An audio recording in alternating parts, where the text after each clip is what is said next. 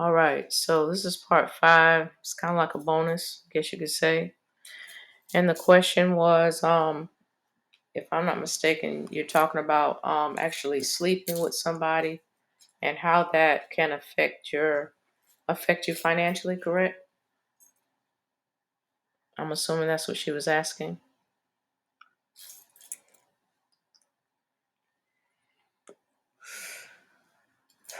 Okay, let's get into it. Let's get into it. Um, Sleeping with somebody.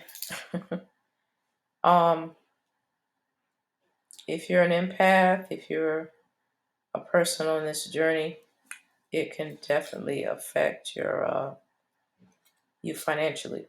Okay, I've lived through that. Um,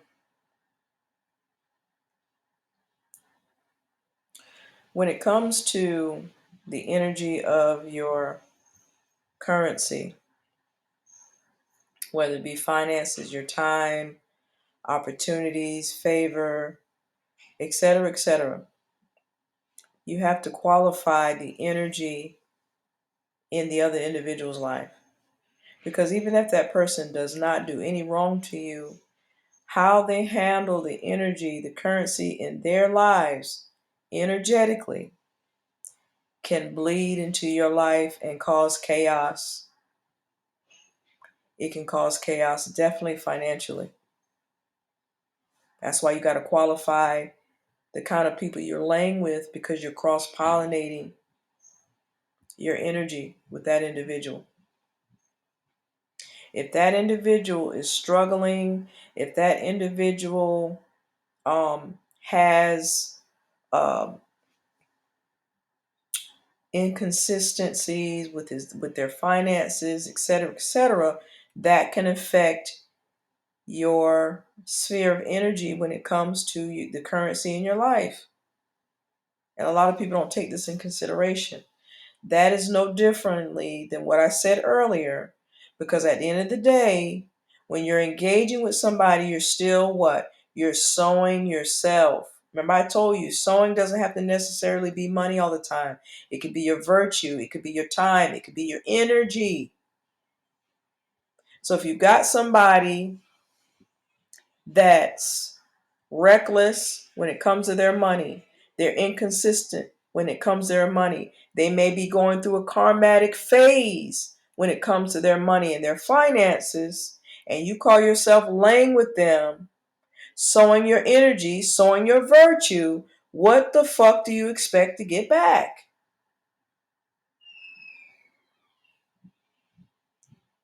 What do you expect to get back, family? That person could be faithful, that person could be loyal, that person could be tried and true. But if energetically, their energy, they're going through negative anomalies. They're always saying shit like, damn, if it ain't one thing, it's another. Always going through negative anomalies when it comes to their finances and their money. That's going to bleed into your life, and that's going to manifest, and you're going to reap the energy that they have in their lives and yours. You will become collateral damage to whatever season they're having to walk through or walk out. You will become collateral damage.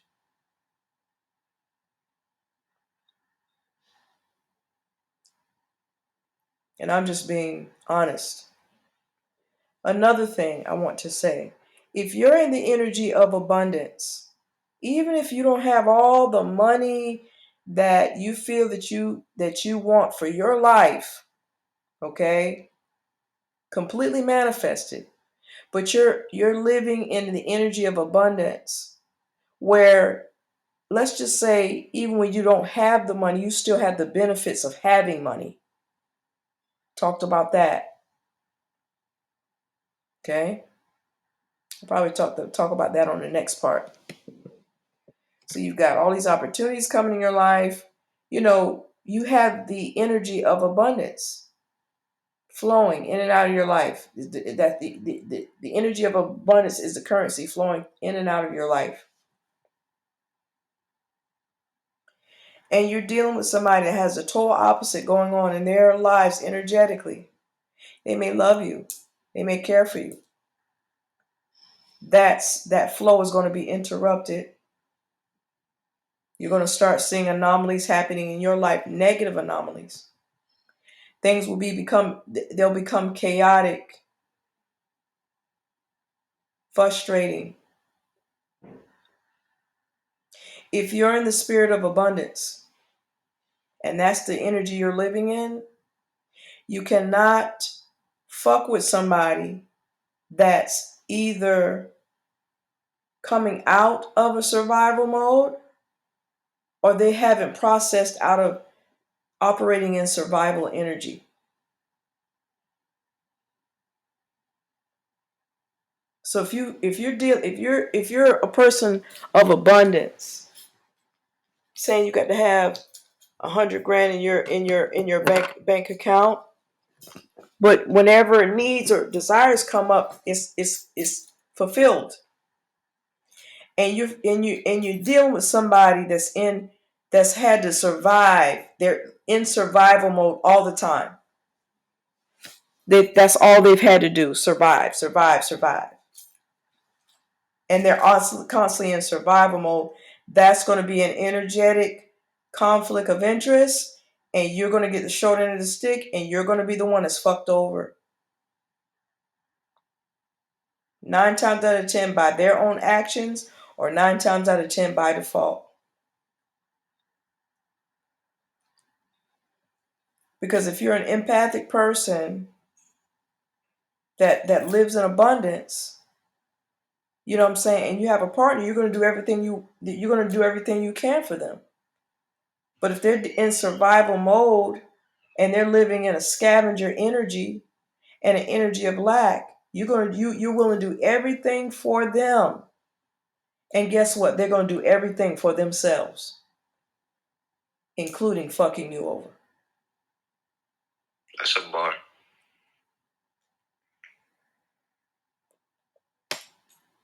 They're in survival mode. They don't give a fuck about your feelings. They don't give a fuck about how much you care.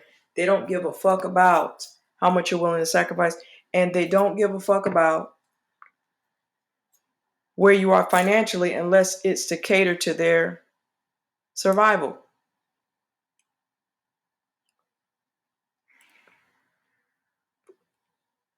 So when you get to a place where you start cultivating this type of energy and you start cultivating the energy of abundance in your life, you got opportunities coming to you. There's no lack. You have to qualify the people you dealing with, a closer person, whether it's platonic or non-platonic. Because their presence alone, their energy alone, and their presence alone can be you'll end up being collateral damage. That energy can bleed in to your sphere of influence, and guess what? Your shit will be chaotic. And you'll be back at square one again, if not worse.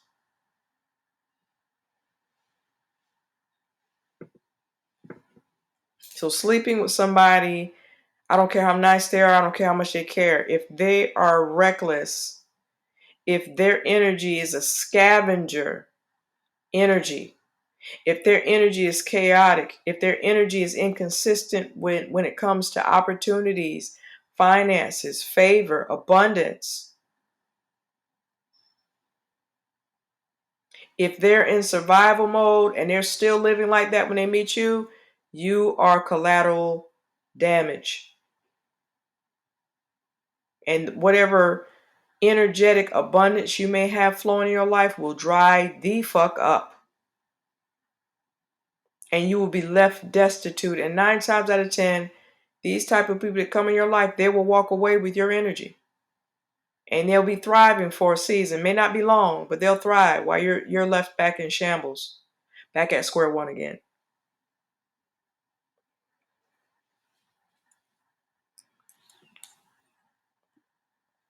And talking to my ladies and my men, it's beyond Valuing what's between your legs. You got to value the energy that you've cultivated as well. That's just as fucking important.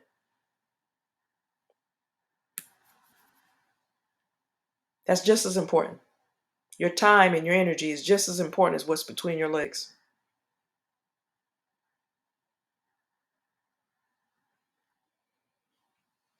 Ron, I have a question though.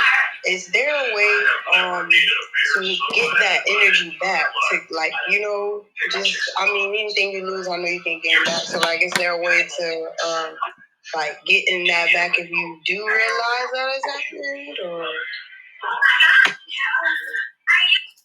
Call your energy back. First and foremost, forgive yourself. You forgive yourself before you forgive them.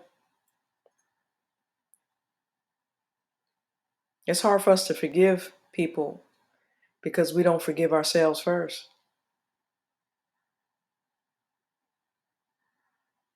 Forgive yourself, forgive them, and call your energy back.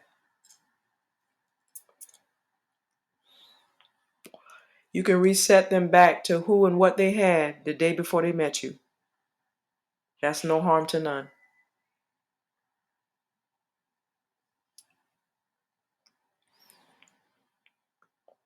You see that. You sit with you. You know what I'm saying? Apologize to you. Apologize to your higher self for not listening, for being disobedient, for not caring. The fact that they, you know what I'm saying, they alerted you without using their voice. Then forgive them. Blame them for nothing, but forgive them for everything. Because we know it's circumstances most times and how we were raised is why a lot of us was fucked up. And the people we dealt with and loved or thought we loved, they end up being collateral damage. So you blame them for nothing, forgive them for everything.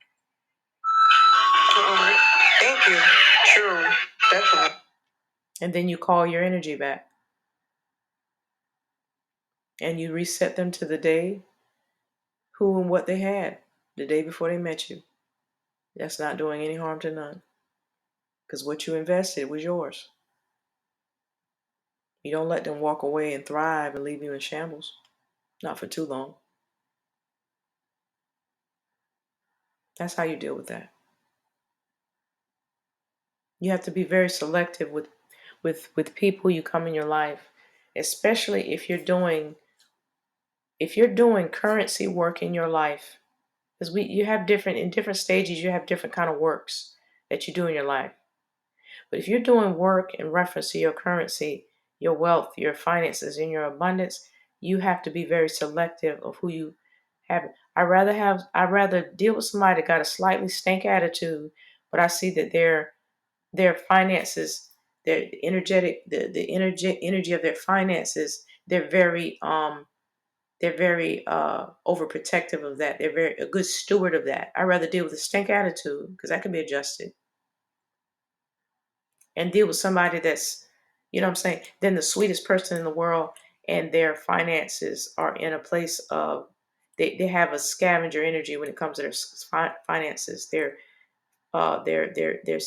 currency, their energetic currency is inconsistent, chaotic. He's the sweetest person in the world. I'd rather deal with a stank attitude because at this point, this season in my life, I'm being a good steward of my currency, the welfare of the currency in my life. So you have to be very selective because when you're doing this kind of work, that would be one of the main things I would look at. And then the other thing, look at what? I'm sorry. What is the currency like? How are they what is their guardianship like when it comes to the currency of their lives, the energetic currency, the energetic finances in their lives? What does their guardianship look like? Do they look like a bad parent? A neglectful parent? Are they a parent that's taking care of their child? Are they making sure the child is fed? Are they making sure the child's taken care of? Are they making sure the child is mentally whole? Do they care that the child's well-being is intact? That's how you need to look at them when it comes to their finances or the wealth, the energy of wealth, the energy of currency in their lives.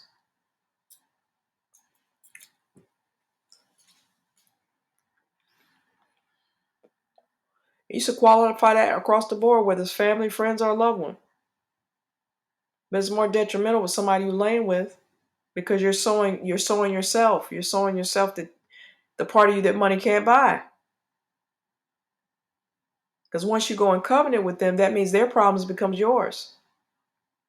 And if you can lane with somebody where your finances and everything was pretty much at a peace and a therapeutic place, you're going to be in chaos. You're going to be thrown in chaos. It's going to be disheveled. You're going to have L's, many. And the moment that you're not financially in the energetic place that they met you, if they're in a mode of survival, they're going to leave you high and dry in shambles and move on to the next person.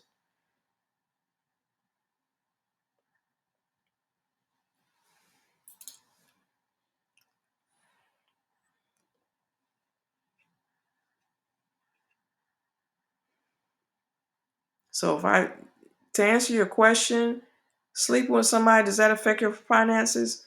Yes, absolutely.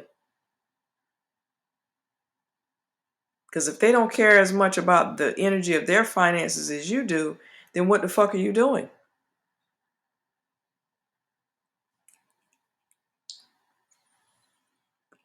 If they're in survival mode on a day-to-day basis and they're coming in your energy like that, they're coming in your life like that, where the universe is taking care of everything that you have going on, even your desires on a daily basis. You may not even have a whole bunch of money, but you don't need it.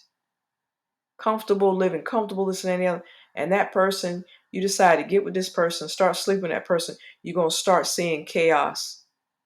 You're gonna start seeing your shit being chaotic. You're gonna start seeing where you're losing money. It'll be chaos. And the person could really care about you.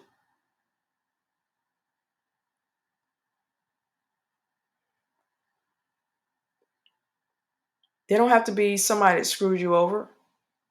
But if they could be a person that cares about you, but if they're in survival mode, at the end of the day, survival is going to take precedence over how they feel about you.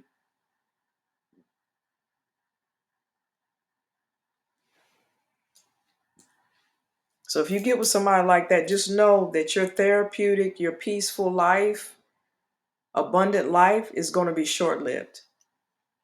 You can guarantee it.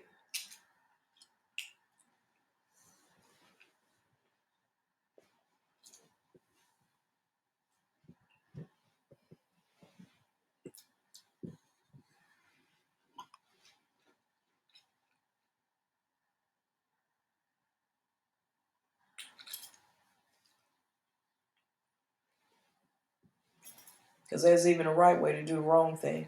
I'd rather deal with a scammer or a drug dealer. I wouldn't do that, just choosing that off the break. But if I had a choice, I'd rather deal with a scammer and a drug dealer from a distance, inspire them to rise to the occasion and do more with their life than to deal with somebody that's got a good heart, but yet that their financial energy is in shambles and chaotic. I'd rather deal with that than deal with that. Because even though they're getting it wrong, or what society would say they're getting it wrong, at the end of the day, there's a flow, there's a current, there's a currency, there's a flow. So you may be the common denominator that came across their life to inspire them to change their character, inspire them to invest that money, inspire them to do things honestly, versus you dealing with somebody that's honest and loving, but they don't give a fuck about the energy of their finances because that's the mold they've been in, survival.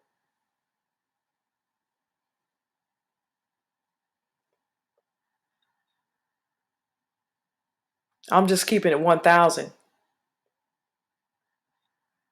Gotta pick your battles. Am I saying go out here and find you a scammer? That ain't what the hell I'm saying.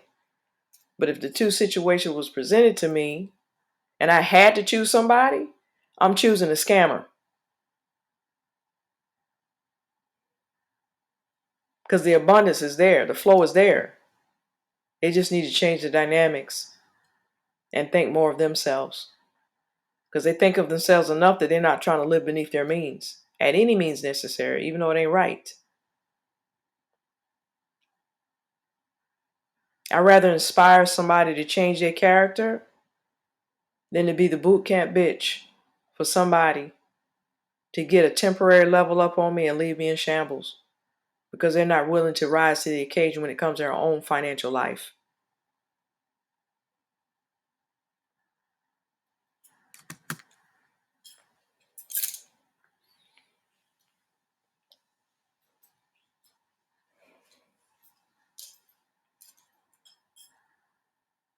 And I'm giving you this extreme so you can see the detriment of what I'm talking about. That's the only reason I'm saying what I'm saying.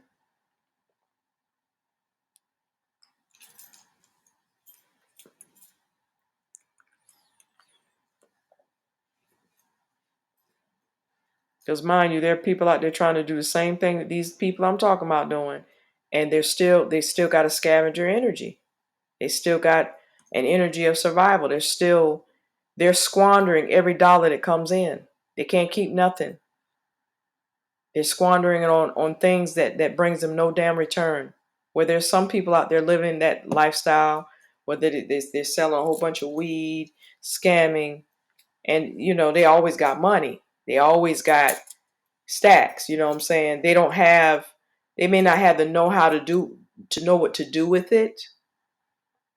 But at the end of the day, there's something that they're doing that's creating that currency. And that currency is uninterrupted, regardless of what they're doing. So the right person, the right woman, or the right man comes along that says, hey, I'm not going to judge you for where you are. I understand what you're doing. Then guess what?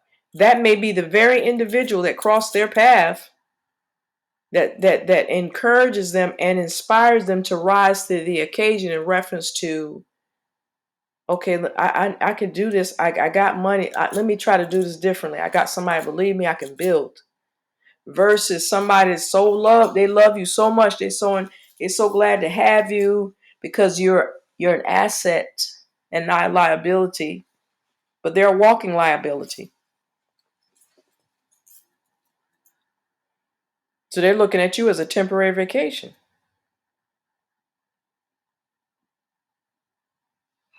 Not even realizing that the energy they're bringing in your life is what's causing collateral damage and causing chaos and causing you to have L's, losses. They get discontent, back in nervous and anxiety mode because now they're back in survival mode, even though they care about your ass.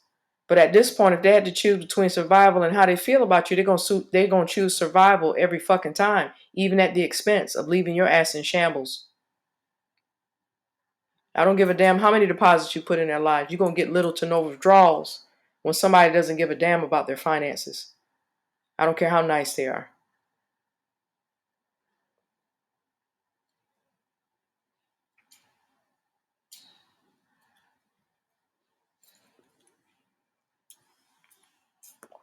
And I know what I'm saying sounds rough, but I just, I just have to tell you the truth. This is a bonus I'm giving you.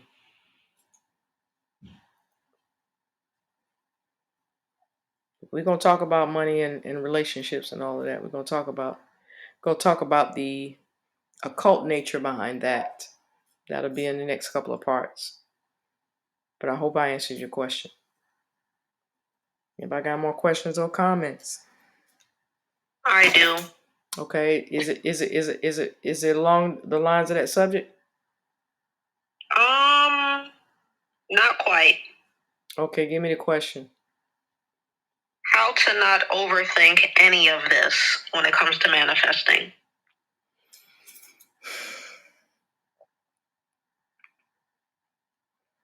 Same. That's a good question.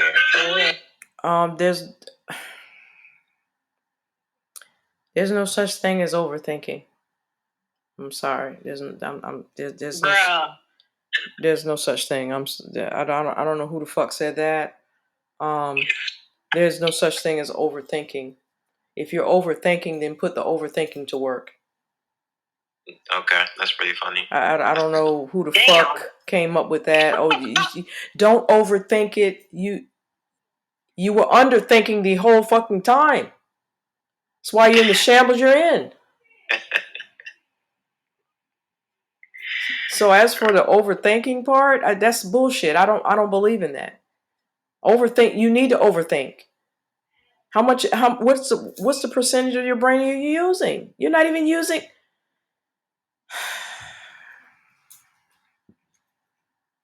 But do we need to be careful, like, when we're thinking about this, not to get into the region of how things are going to happen? We don't want to overthink how it's going to happen. Okay. I like that, Haley. I like that. Okay, Haley. Okay. You're the qualifying child. Yes, I will say dismiss how. Just know. Don't worry about how it's going to happen. Not at this stage. When we start getting into the how, that's when we start getting into the alchemy and magic, and we start getting into the occult nature of things. But at this stage, you don't need to give a damn about how it's going to happen. You just need to know. Because worrying about the how can kind of hinder things, or I won't say it'll hold it up, delay. You know what I'm saying? So don't worry about the how. Don't ever worry about the how. Just know that it's already remedied.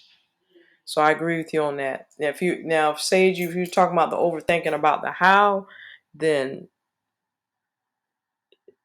you don't. And something else, pessimism. Like, you don't want to overthink to the point where you manifest some shit you don't want at all because you done thought about it too damn much. No, I don't agree with that. I don't believe in that, and I don't agree with that. You can think. I don't care if you want to daydream about all. If you're daydreaming about the end result of it, I don't care about that. But if you're worrying about the whole day of how it's going to go about happening, that's where you're fucking up. But if you want to daydream about you already have arrived, you've already rose to the occasion, and you want to daydream about what it feels like, and what it's going to feel like when it manifests, and what you're going to be, ain't nothing wrong with that. To me, that's healthy. So we just want to make sure we stay in the good vibrations, the abundant energy, the joyful energy, and not cross over into the stressful energy. Yeah, the stress comes when you're trying to worry about how it's going to happen. Okay. If you think back to when, if you've even tried to attempt to do these things, law of attraction, law of assumption, think back to where you got hemmed up. You got hemmed up on the part of how it was going to happen.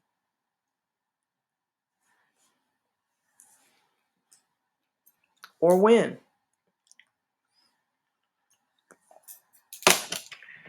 Can I add on to this? Yeah, absolutely. So she said how to you said how to not overthink. My opinion, when you overthink, essentially what you're doing is you're projecting your consciousness into the future. So you have to understand that when you project your consciousness into the future, or you project your consciousness into the past, it becomes the present.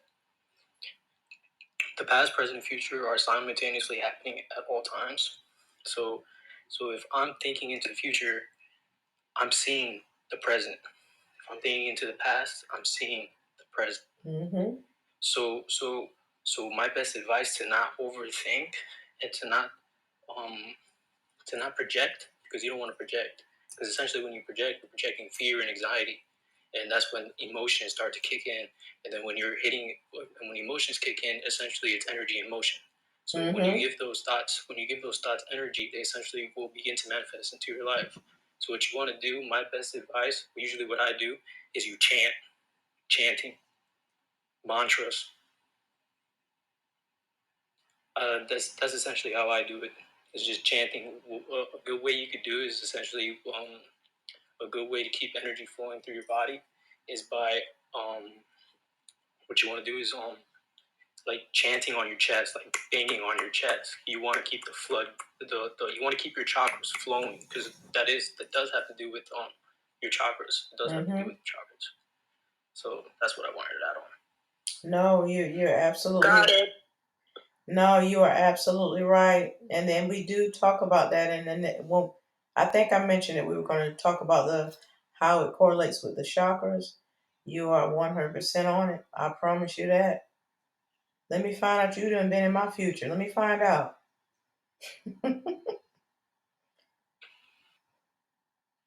Absolutely. Absolutely, I agree with him 100%. 100%.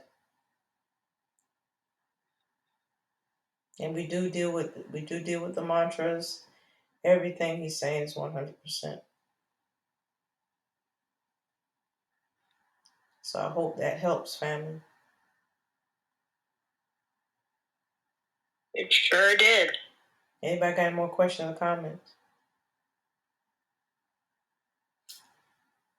None for me. Okay, we're going to end this session.